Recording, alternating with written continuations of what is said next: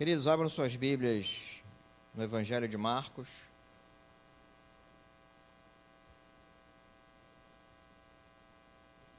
Capítulo 16.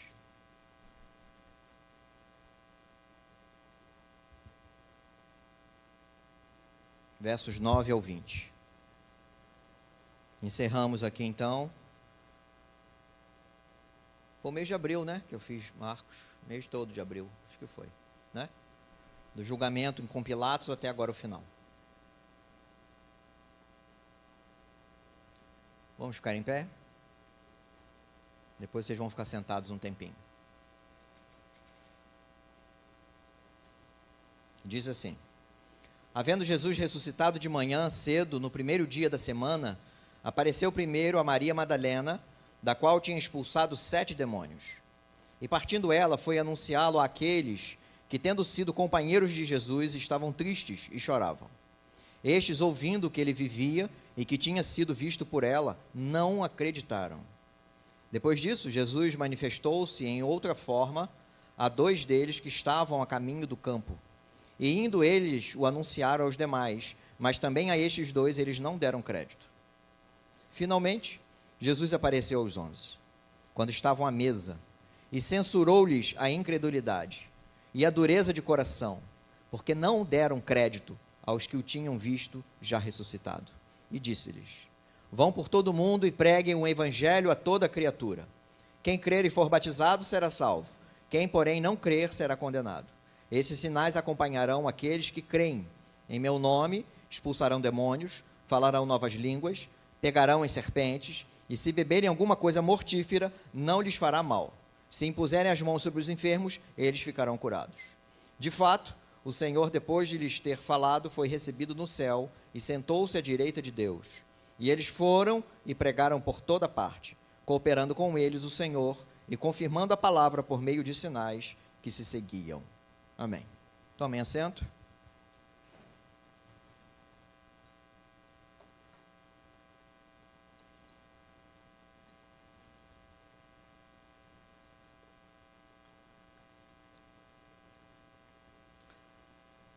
Nós vamos meditar hoje que nós precisamos de fé. O título é Pregue a toda criatura. Jesus ressurreto requer fé de seus discípulos de todo o tempo e os envia a pregar o evangelho da salvação a toda criatura. Porque se não crermos, não confiarmos em Cristo, nosso trabalho de pregar é frustrante. Antes de abordarmos o texto, eu preciso falar sobre algumas coisas sobre o texto, mas não essencialmente o conteúdo do texto. Esse trecho, talvez na sua Bíblia tenha um rodapé, uma marca de colchete, alguma coisa desse tipo. Esse trecho do Evangelho de Marcos é alvo de muitas controvérsias, e quem já estudou a parte de crítica textual já sabe disso, pois ele não é encontrado em todos os manuscritos antigos, as primeiras cópias, né, dos evangelhos. Então, alguns chegam a dizer que não foi Marcos que escreveu e que Marcos teria terminado lá no verso 8 do capítulo 16. Tá? Então, um trecho antes, que nós lemos semana passada. E que depois, então, alguém fez esse acréscimo, uma pessoa piedosa, porque não tem nada de errado aqui. É uma consideração possível. A gente precisa respeitar quem pensa assim. Eu não concordo. Fico com os que defendem que Marcos escreveu efetivamente esse trecho. Em algum momento do seu evangelho, parece-me que ele escreveu essa parte aqui separada. E eu vou explicar por quê. Primeiro, a característica do texto. Em nada ele diverge com o restante do evangelho. Até o estilo é parecido. Um estilo seco, rápido, cortado, né? Parece faca tramontina, rápido. Marcos é assim. E o estilo desse trecho também é assim. A gente já vê no verso 9, fala de Maria Madalena, ela viu e saiu para anunciar. Não tem detalhes, como Lucas faz, né? Muitos detalhes. Então, uma das considerações é essa. A outra consideração é que esses manuscritos antigos, alguns, né, que não tem esse trecho, eles deixaram um espaço em branco após o verso 8, dando a entender, possivelmente, de que eles aguardavam um novo trecho para copiar. Pode ser que Marcos tenha escrito esse texto depois, né? Ele escreveu o evangelho ou escreveu em parte, e esse pedaço ainda não tinha chegado na mão dos copistas. É possível. Os outros textos, as outras cópias antigas têm Marcos 9 ao 20. Então considero sim, e fico com aqueles que entendem que foi Marcos que escreveu sim esse trecho. Porque não há provas de que não foi também. E o texto corrobora com o estilo de Marcos e ainda corrobora sobre o assunto do evangelho. Se você for lá no início do evangelho de Marcos, é ele que inaugura a questão do nome evangelho, o estilo de escrita evangelho. E ele conclui falando sobre o evangelho que salva. Então ainda corrobora com a teologia e com o estilo de Marcos. E talvez não tenha sido Marcos o escritor, embora eu considere que tenha sido, mas na remota possibilidade de não ter sido Marcos o escritor, é um escrito apostólico. Então, sob a direção dos apóstolos. Porque o Novo Testamento foi escrito sob a orientação e a tutela dos apóstolos. Então, considero sim, tá? Em minha opinião, como escrito por Marcos. E isso em nada interfere a inspiração do texto. Em nada. E eu pregarei o texto, como preguei os outros sobre Marcos. E pregaria em outros textos sobre Marcos. Então, eu preciso dizer sobre isso, tá, aos irmãos. Porque isso está na internet, isso está nos rodapés das Bíblias, e aí fica a dúvida, é um texto inspirado ou não? É um texto inspirado. Concordo sim que foi Marcos que escreveu. Em nada desabona aqui a escritura ou a mão de Marcos aqui. Tá bom? É um assunto técnico, acadêmico, tem muitos livros sobre isso, quem quiser pode procurar, comprar livros e ler sobre o assunto. Mas eu precisava dizer, não é sobre o sermão, mas eu precisava dizer isso aos irmãos, tá? Para que não passe despercebido. Então, passada essa brevíssima introdução técnica, eu farei a introdução, então, ao texto. Nós vimos lá no início do capítulo 16, verso 1 ao 8, sobre a ressurreição de Jesus. Um anjo avisou as mulheres que foram ao túmulo de que Jesus havia ressuscitado. Elas, assustadas, atônitas, saíram do sepulcro com a missão de anunciar a grande notícia. Mas ele ainda não havia aparecido a ninguém. Lá no caminho de Emaús, em Lucas 24, esses discípulos que estavam a caminho de Emaús, eles conversam entre eles. Não, nós ouvimos que as mulheres falaram que o túmulo está vazio. Mas será que foi? Será que não foi? Onde é que Jesus está? Até agora não aconteceu nada. Há uma incredulidade no meio dos discípulos e também no meio dos apóstolos. E Jesus não havia aparecido ainda. E aqui no verso 9, então, a gente vê que ele apareceu a Maria Madalena. Primeira aparição de Jesus está aqui, depois de ressurreto. Os evangelistas, os outros autores dos evangelhos, eles têm narrativas diferentes sobre a aparição de Jesus. E nós não vamos fazer uma harmonização disso tudo, tá? Mateus, Marcos, Lucas, João. E alguns trechos de Atos. Não.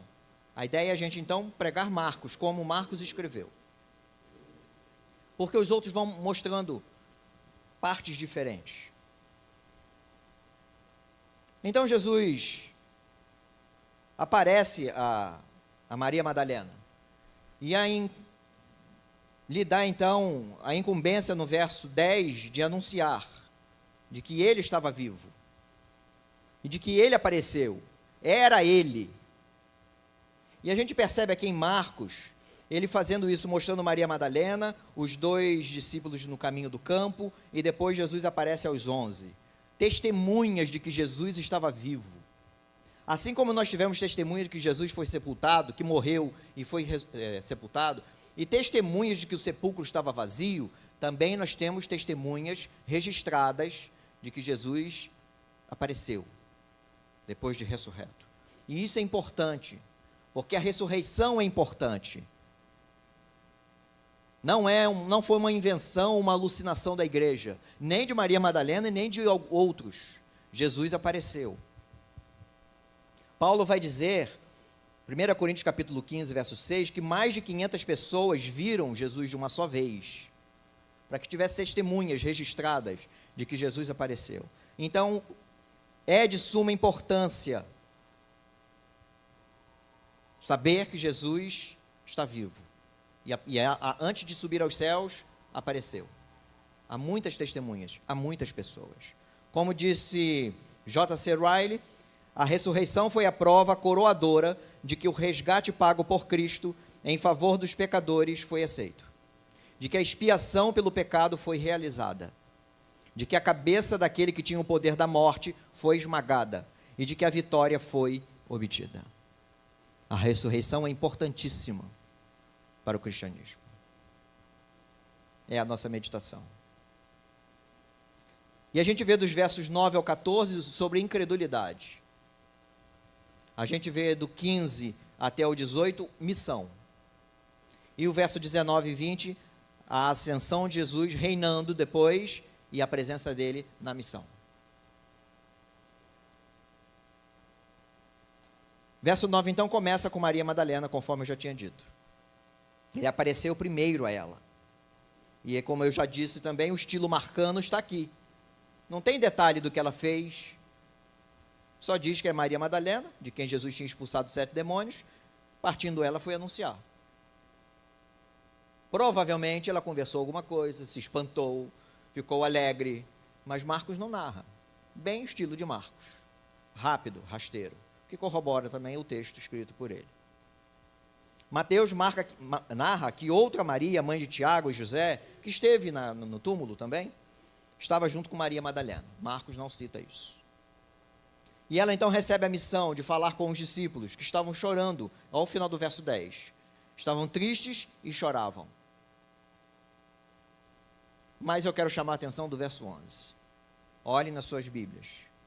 O destaque está no verso 11.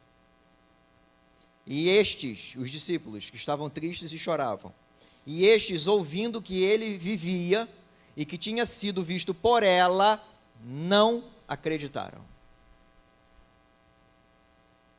9 ao 14 é sobre incredulidade.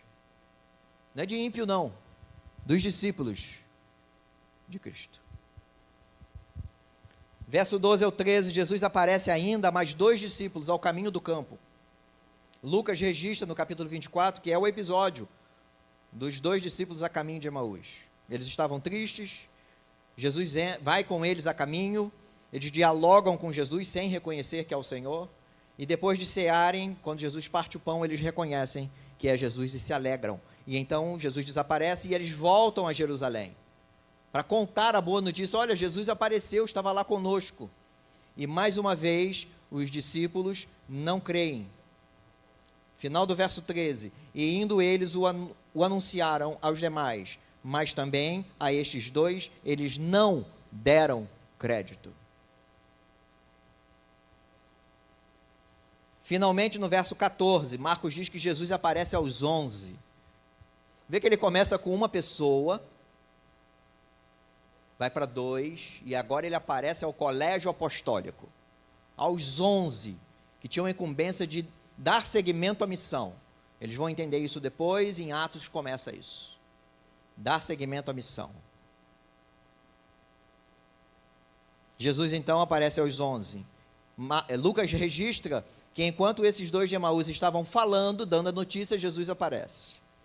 E Jesus então repreende os seus apóstolos, por não crerem no testemunho dos demais, como a forma a gente vê, verso 14. Finalmente Jesus apareceu aos 11, quando estavam à mesa, e censurou-lhes a incredulidade e dureza de coração, porque não deram crédito aos que o tinham visto já ressuscitado. Em Lucas 24, verso 38, diz assim: mas ele lhes disse: por que vocês estão assustados? Por que surgem dúvidas no coração de vocês? Eles achavam que era um fantasma. E Jesus mostra: olha aqui, minha mão, lado, pés. Perceba que o grande assunto, o grande tema que Marco destaca sobre a aparição de Jesus ressurreto é a incredulidade dos seus apóstolos. Não é incredulidade de estranhos, é a incredulidade dos apóstolos. Jesus já tinha falado sobre sua morte e ressurreição, e eu falei isso desde a pregação sobre o julgamento lá com Pilatos. Marcos vai registrar isso a partir do capítulo 8, e eu vou ler o mesmo destaque do capítulo 10 que eu li em todas as pregações. Eis que subimos para Jerusalém, e o Filho do Homem será entregue aos principais sacerdotes e aos escribas. Eles vão condená-lo à morte e entregá-lo aos gentios, vão zombar dele, cuspir nele, açoitá-lo e matá-lo, mas depois de 3 dias ressuscitará. Eles não entenderam muito bem. Não entenderam. E eles demoraram a crer. E foram repreendidos pelo Senhor. Como é fácil esquecermos da nossa fé. Como é fácil esquecermos das nossas convicções. Como é fácil esquecermos da palavra do Senhor. Muito fácil. Estamos tão envolvidos, e aqueles envolvidos em história, em tristeza, emoções, medo, porque outros evangelhos vão registrar que eles estavam com medo, então eles estavam fechados, e aí então Jesus aparece no meio deles. Com medo dos judeus, o mestre tinha sido morto, crucificado por eles. Eu vou dar bobeira na rua? Não, ficaram todos quietinhos, orando, chorando, tristes. Conforme diz aqui, que eles estavam tristes e choravam. Tomado por essas coisas, esqueceram da palavra do Senhor, que andou junto com eles. Mesma coisa que nós passamos. Crentes de 300 anos de igreja, nascido e criado debaixo do banco. Crentes, esquecemos do que Jesus diz, do que a palavra diz. Esquecemos das nossas convicções, por causa da pressão do mundo, pressão interna, pressões do coração e etc. Mas esquecemos. Muitas vezes recriminamos os personagens bíblicos, né? Como Davi fez isso, um homem segundo o coração de Deus. Como os apóstolos tiveram a coragem de duvidar de Maria Madalena, que andou com eles no ministério.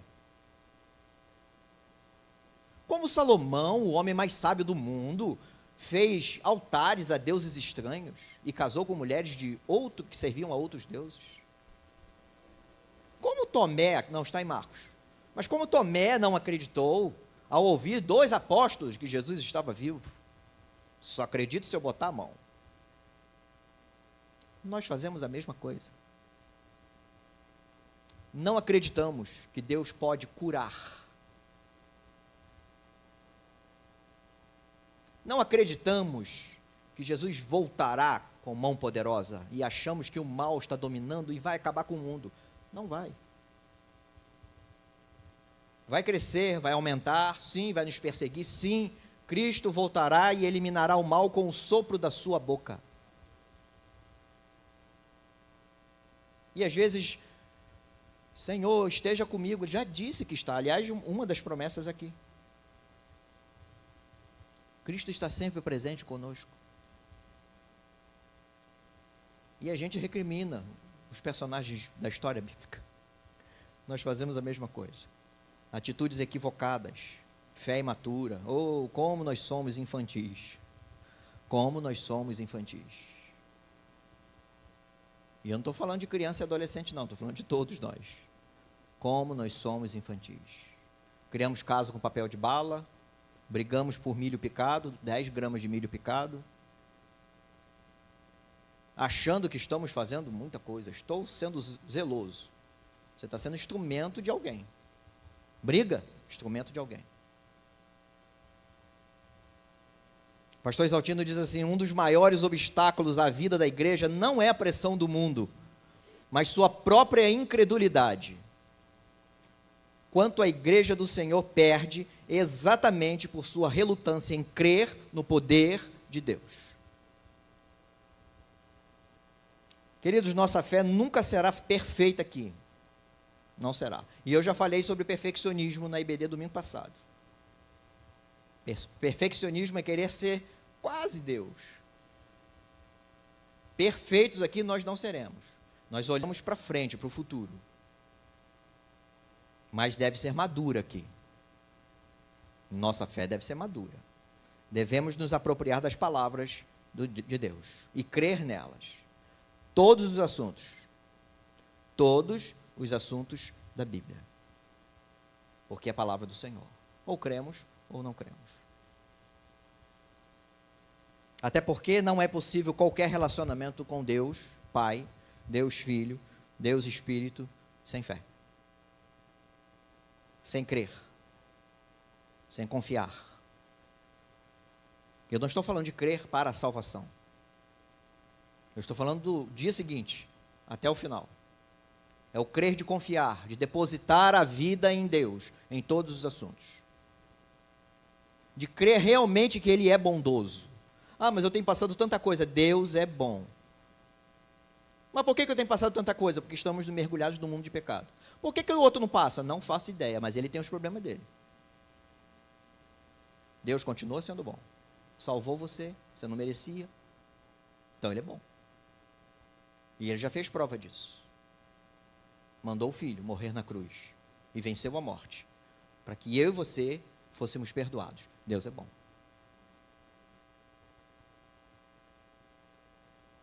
Não é por menos que o autor aos Hebreus escreve sobre o chegar a Deus, sabe, se aproximar dele pela obra de Cristo. Hebreus capítulo 10, versos 22 e 23.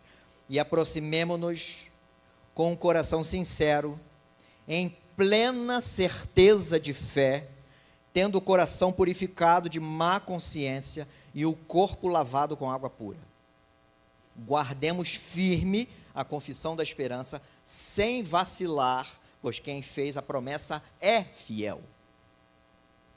E ainda os Hebreus capítulo 11, verso 6. De fato, sem fé é impossível agradar a Deus, porque é necessário que aquele que se aproxima de Deus creia que Ele existe e que recompensa os que o buscam.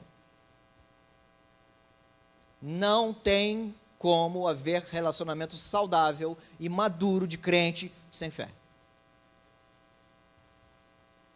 É necessário que creiamos em Cristo e depositemos nossa confiança nele para a vida inteira, em todos os assuntos, para agradar a Deus e cumprir nossa missão que Ele nos deu.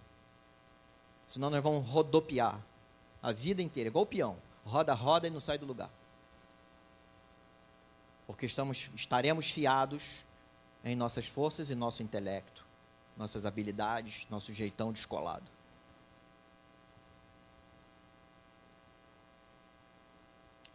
Versos 15 ao 18 deste capítulo, nós temos a missão. Jesus, após mostrar aos discípulos que Ele, Jesus, o Senhor, era Ele mesmo, é quase Jesus dando uma carteirada, sabe? Sou eu, ó. Oh, mas o Senhor, mas eu não falei que eu ia ressuscitar? Sou eu, ó, tá vendo? Ó. Ou vocês são ruinzinhos de entender, né? É a gente. Lucas e João registram que Jesus mostrou as mãos e os pés e o lado da lança, né? Para mostrar que ele não era um fantasma, não era um espírito. Aliás, tem crente que diz que Jesus ressuscitou em espírito. Irmãos, por favor, já que falamos sobre ressurreição, deixa eu aproveitar. Jesus ressuscitou em corpo físico glorificado. E voltará em corpo visível, em glória, com os seus anjos, em glória e todo o poder. Para mostrar que o corpo é importante também, além de muitas outras coisas. Teologia sobre o corpo. Jesus então mostrou, confirmou, deu uma carteirada, mostrou as mãos, os pés, o lado. Não era um fantasma, era o Senhor ressuscitado. E após repreender a incredulidade desses seus apóstolos, homens falhos, e fortalecer a fé deles, o Senhor deu uma missão para eles. O Senhor deu uma missão para a gente incrédula, que teve dificuldade em acreditar que o Senhor havia ressuscitado. Somos nós, amados, gente que vacila toda semana, e o Senhor continua cuidando da gente, e repetindo a mesma missão: vão por todo mundo e pregam o Evangelho. Mas Ele mesmo, o mesmo que repreende a incredulidade, é o que fortalece a fé, e cuida da gente, e está presente, é o que a gente vê no final do texto. A missão é de quem? Dele.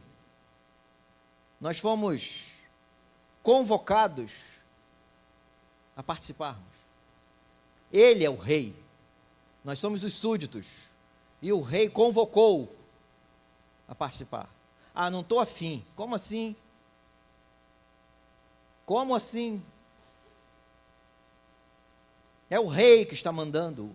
Não é o rei de um país, de um povo só, de um lugar. É o rei do universo, que cuida, que está presente e que fortalece a nossa fé para a missão.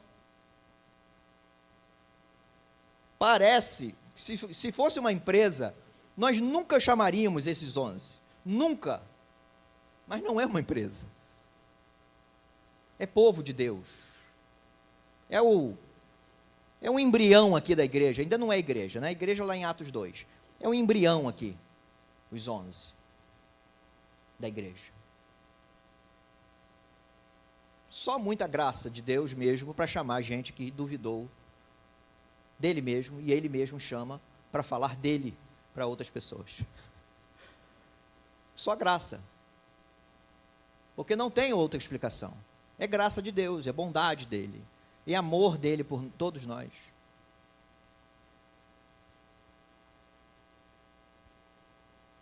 E a missão foi: preguem o evangelho a todos, em todos os lugares.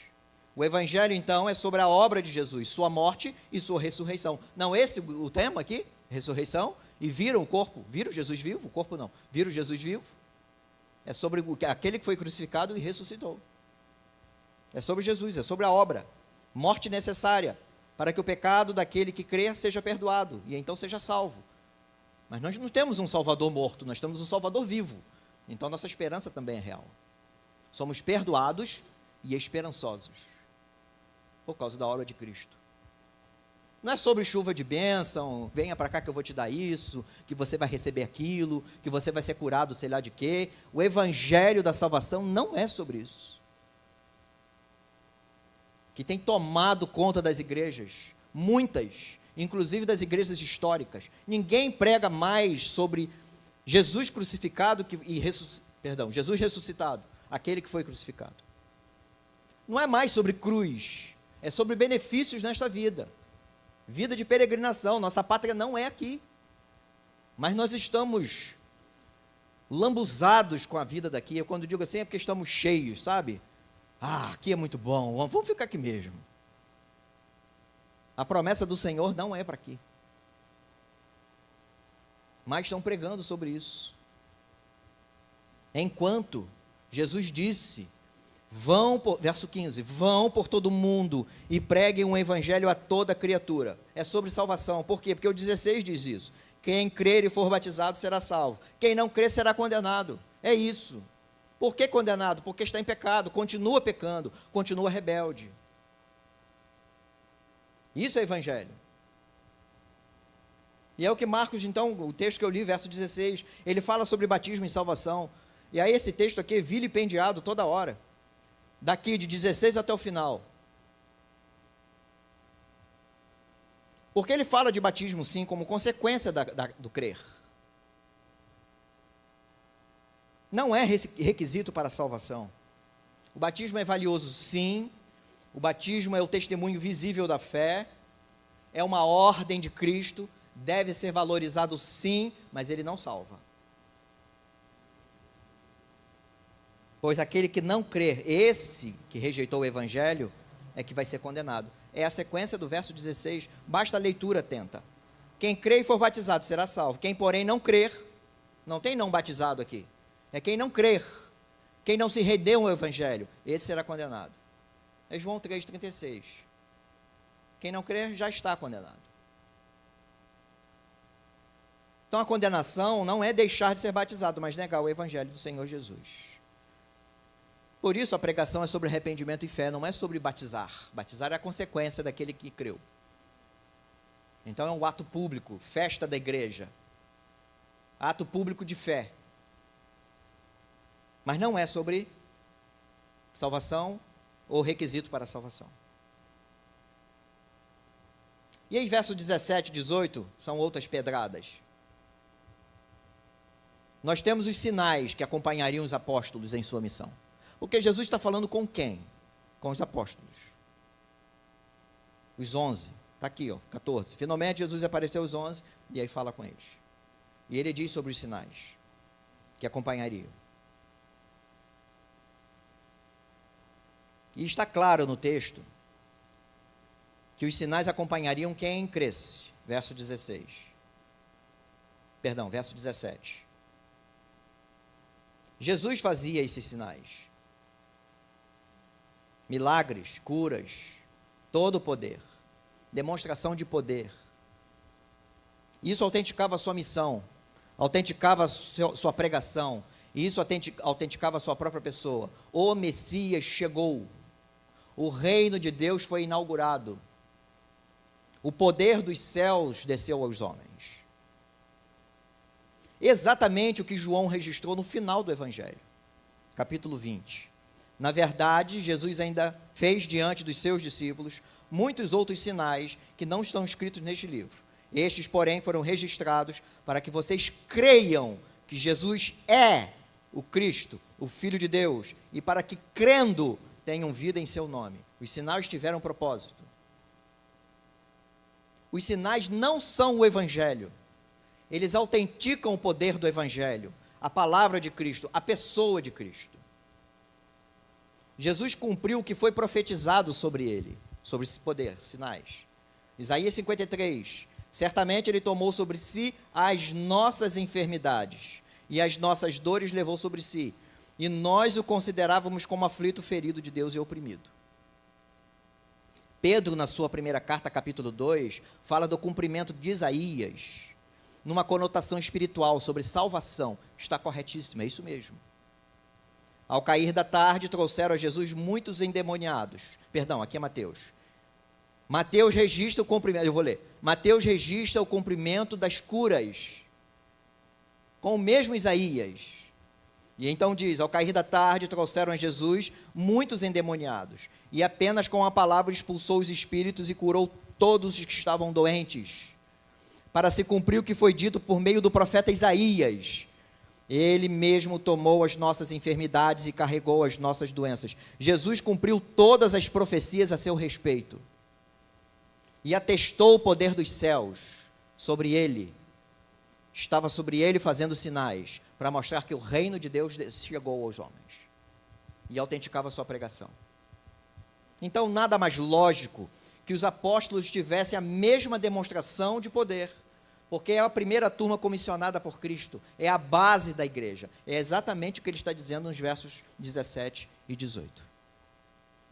Muitos poderes, muitos sinais, para atestar que o evangelho era o mesmo, para atestar que quem eles estavam falando, daquele que tinha manifestado estes sinais, este poder.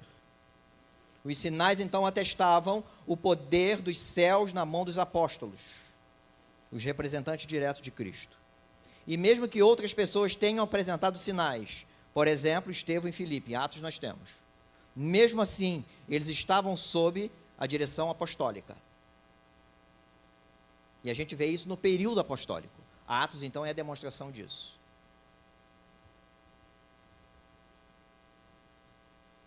Por isso nós lemos no verso 20, olha o verso 20, que é o finalzinho. Eles foram e pregaram por toda parte. Quem foi e cooperou por toda parte? Os apóstolos. Cooperando com eles, o Senhor, e confirmando a palavra, pregação, por meio de sinais. Para mostrar que o poder de Jesus estava com eles. E o autor aos Hebreus registra esse poder na mão dos apóstolos. Hebreus 2. Como escaparemos nós se não levarmos a sério tão grande salvação? Esta, tendo sido anunciada inicialmente pelo Senhor, depois nos foi confirmada pelos que a ouviram, os apóstolos. Também Deus testemunhou juntamente com eles, com os apóstolos, por meio de sinais, prodígios, vários milagres e a distribuição do Espírito Santo segundo a sua vontade. Ministério apostólico, sim, carregava os mesmos sinais de demonstração de poder que Jesus fez. Paulo fala do seu ministério apostólico. 2 Coríntios capítulo 12, verso 12. Pois as minhas credenciais de apóstolo foram apresentadas no meio de vocês com toda a paciência, por sinais, prodígios e maravilhas. Lucas registra o ministério apostólico de Pedro, Atos 5, verso 15 e 16. a ponto de levarem os enfermos até pelas ruas e os colocarem sobre os leitos e macas, para que ao passar Pedro, ao menos a sua sombra se projetasse sobre alguns deles. Vinha também muita gente das cidades vizinhas de Jerusalém, levando doentes e atormentados por espíritos imundos, e todos eram curados. Mas, queridos, com a consolidação da igreja e o término da era apostólica, que já acabou há muito tempo, não existem mais apóstolos. Os que tem por aí são falsos, porque não são conforme a Bíblia. Com o término da era apostólica, os sinais perderam seu propósito de autenticação do Evangelho. A igreja, a partir de então, pregava e deve continuar pregando sobre as Escrituras, porque elas já estão fechadas há muito tempo. Por isso, Paulo registrou que os apóstolos e os profetas são a base da igreja. O alicerce da igreja, cuja pedra angular, a pedra principal é Cristo.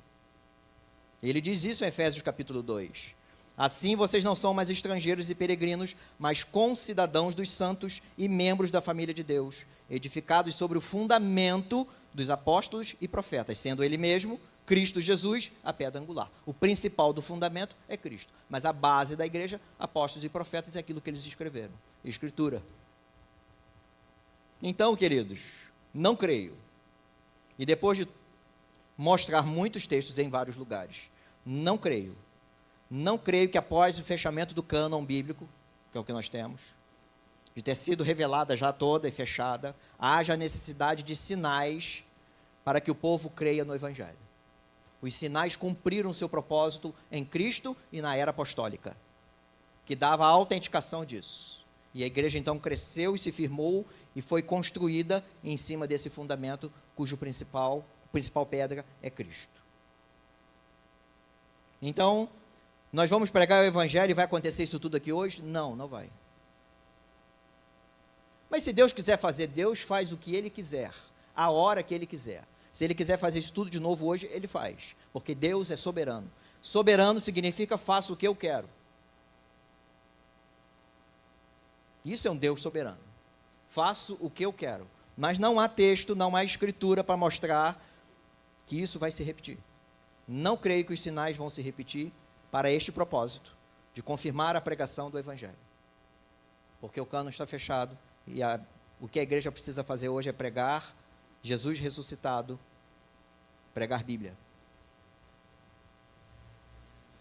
Então não saia por aí pegando em serpente, cobra, bebendo veneno para testar. Vai se dar mal. Além de tentar Deus, isso é tentação. Foi isso que uma das tentações do diabo com Cristo no deserto. Além de tentar Deus, você vai se dar mal. Usando o texto. Não, Senhor, eu vou fazer porque está escrito. Então, é falta de interpretação adequada.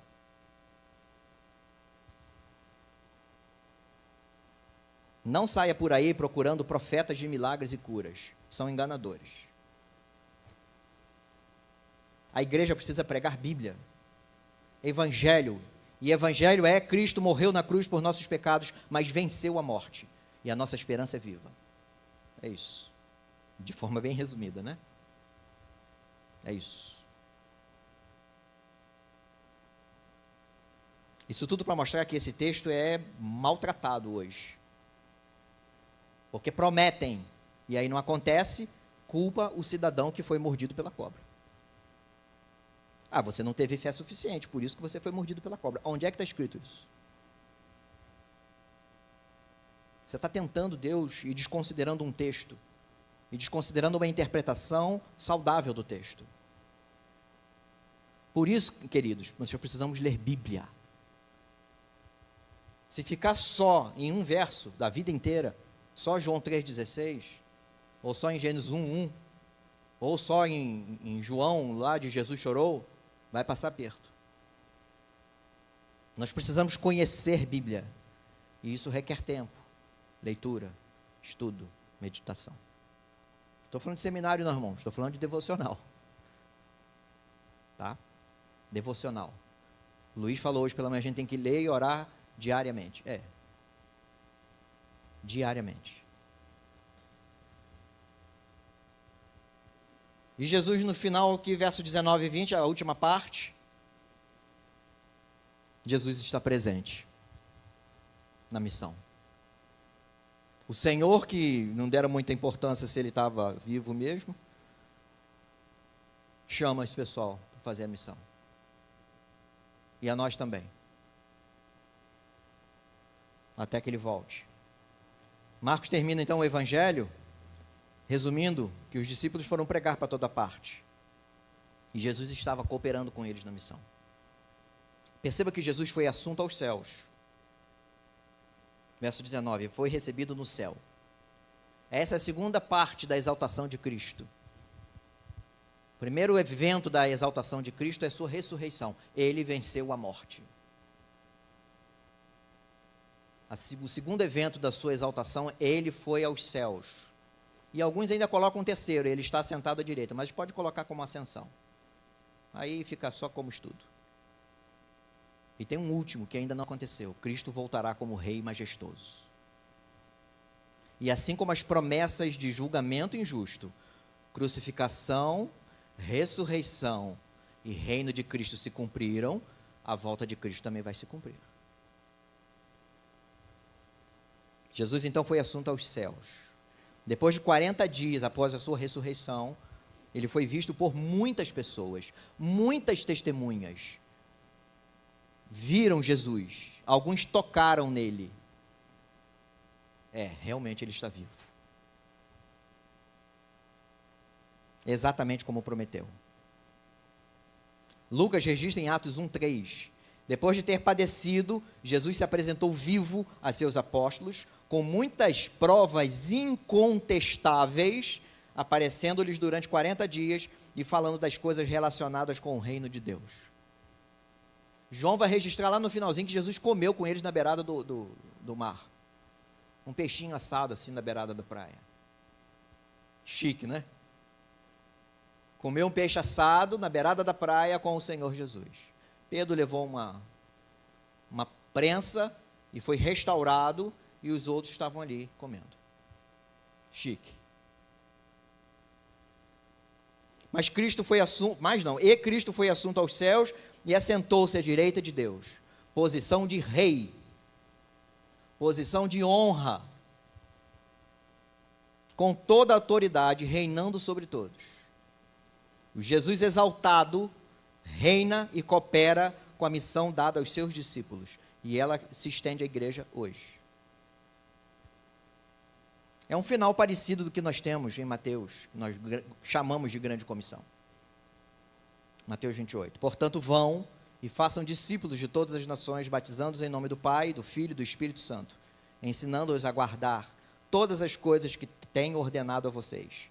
E eis que eu estou com vocês todos os dias até o fim dos tempos. É a missão do Senhor para que preguemos, ou para que pregassem, para todas as pessoas em todo lugar. Não podemos escolher o tipo de pessoa para quem nós vamos pregar o Evangelho, ou deixar de pregar o Evangelho. Todas. A graça de Deus se manifestou a todos. Lembra do texto de Tito? Ali é todo tipo de pessoa. Não é a ideia de conjunto, não. É a ideia de todo tipo. Cada tipo de pessoa. Por causa do texto anterior. E nos é garantido que Cristo estará conosco. Mateus vai dizer, né, até o final dos tempos. Aqui diz, confirmando a palavra, eles foram e pregaram por toda parte, cooperando com eles o Senhor. Nós não estamos sozinhos na missão. Aliás, a gente precisa parar com essa ideia de que a missão, a igreja, aí a gente faz estratégia não é ruim. Não é. Método também não é ruim, está tudo bem. Mas nós precisamos entender que a missão é de Deus. Então a gente tem que fazer conforme a vontade dEle. Não, que eu vou fazer a melhor estratégia, vai dar tudo certo, nós vamos encher aqui. E se Deus diz, não, joga a sua estratégia fora. Eu quero outra estratégia. Mas Senhor, essa está tão boa. Fiz até uma apresentação aqui com inteligência artificial, olha só que bonitinho. Eu quero outra. Mas Senhor, a gente vai pregar aqui do lado. Não estou dizendo que isso é errado não, tá irmão? Eu estou dizendo sobre comando. Nós vamos pregar aqui do lado, Senhor. Não, eu quero que você pregue do lado de cá. Atos, o livro de Atos está cheio disso. Deus conduzindo os apóstolos para onde ele queria. Atos 16, então, é o clássico. Eu já preguei aqui. Antes da posse, eu acho. Paulo queria para o norte da Ásia e Deus não deixou. Depois Paulo queria para outro lugar também, não deixou. Eles foram parar em Troade, porque na verdade eles tinham que passar para o outro lado da Europa. E lá fundam a igreja em Filipos, a igreja em Tessalônica, a igreja depois em Corinto. E o evangelho se espalha para a Europa, o início da Europa, o lado mais oriental da Europa. É o Senhor quem conduz a missão de pregar o evangelho. Podemos fazer estratégias, métodos, organizações, tudo isso. Sempre lembrando que quem manda, quem comanda é o Senhor. Só isso que a gente precisa lembrar, que já é grande coisa. Se lembrarmos, já é grande coisa. E se nós falharmos, então, o Senhor está conosco. Se nós falharmos, é que vacilamos em alguma coisa. Ou não ouvimos o Senhor, ou fomos acomodados. Algumas coisas para a gente pensar, algumas aplicações. Na verdade, uma aplicação. Eu vou repetir algumas coisas, tá? Para fixar. Preguemos o evangelho de salvação a todos. Evangelho de salvação. Não é evangelho de sinais. Nem de dinheiro. Nem de bênção. Nem de profetada. Evangelho de salvação. Sejamos ousados para pregar o evangelho. E eu já falei aqui uma manhã. Às vezes dá medo. Eu vou abordar. Será que vai me ouvir? Não sei. Só depois que abordar que você vai saber se ouviu ou não. Porque o Senhor nos comissionou para isso. Mas é necessário confiar na obra de Cristo. Veja que Jesus repreendeu os seus apóstolos pela incredulidade e dureza de coração. Jesus foi crucificado, ressuscitou ao terceiro dia, está à direita do Pai, governando. Se a gente não crer, não perceber isso, nós vamos falhar miseravelmente na missão dada. Porque vai virar um evento só humano. Não tenhamos um coração duro e anestesiado pelo mundo ou pelas bobagens que nós criamos, nós, igreja. Que às vezes a gente cria os negócios, né? Sem a fé adequada a Cristo ressurreto, seremos apenas sonhadores frustrados pelos inimigos da igreja. Aliás, só a igreja porque Cristo ressuscitou. E a gente precisa lembrar disso. Explicar isso. O poder da salvação é que nós devemos pregar. Igreja não é centro de lazer. Mas a gente faz um café todo domingo, todo mês. Para quê? Para comer? Também. Qual o propósito? Comunhão.